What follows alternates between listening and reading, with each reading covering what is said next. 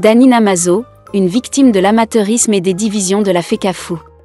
Dani Namazo, l'attaquant en pleine ascension du FC Porto, devrait déjà être un atout de choix pour les Lions indomptables.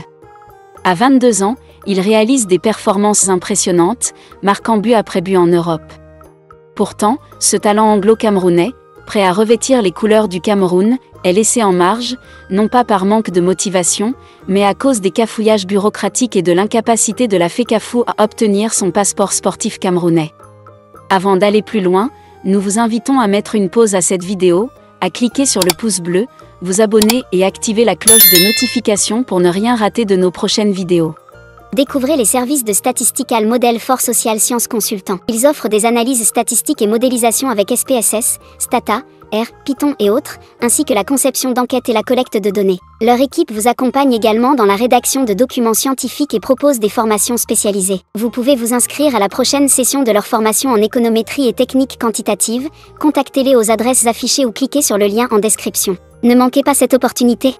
Le talent sacrifié sur l'autel des querelles internes. Namazo n'a pu rejoindre la sélection en octobre et ne sera toujours pas convoqué en novembre. Pourtant, Marc Bry, le sélectionneur des Lions indomptables, attendait avec impatience son renfort pour les prochaines échéances. Bry, conscient de la rareté d'un tel profil, ne cache pas son désarroi face à cette situation déconcertante. Pourquoi donc la FECAFOOT n'accélère-t-elle pas le dossier ? Pourquoi un joueur convaincu par le projet national et prêt à s'engager doit-il se heurter aux lenteurs d'une administration visiblement dépassée ? Entre négligence et amateurisme. Loin d'être un cas isolé, l'affaire Namazo reflète un mal bien plus profond au sein de la Fédération camerounaise de football. Depuis des mois, la FECAFOOT est embourbée dans des conflits en série, des tensions avec le ministère des Sports, des désaccords avec les présidents de clubs locaux et des querelles internes. Les acteurs de cette institution semblent plus préoccupés par leurs intérêts personnels que par l'avenir du football camerounais. Pire encore, les démarches administratives essentielles, comme l'envoi des documents à la FIFA ou la demande officielle auprès de la Fédération anglaise pour le changement de nationalité de Namazo, stagnent. Comment un tel amateurisme peut-il être toléré dans une instance censée incarner le professionnalisme et la rigueur ? Un gâchis qui pourrait coûter cher. En ne prenant pas les dispositions nécessaires pour intégrer Namazo, la FECAFOOT démontre une fois de plus son manque de sérieux. L'Angleterre n'a imposé aucun obstacle au transfert de la nationalité sportive du joueur. Pourtant, la fédération semble incapable de se mobiliser pour résoudre ce dossier.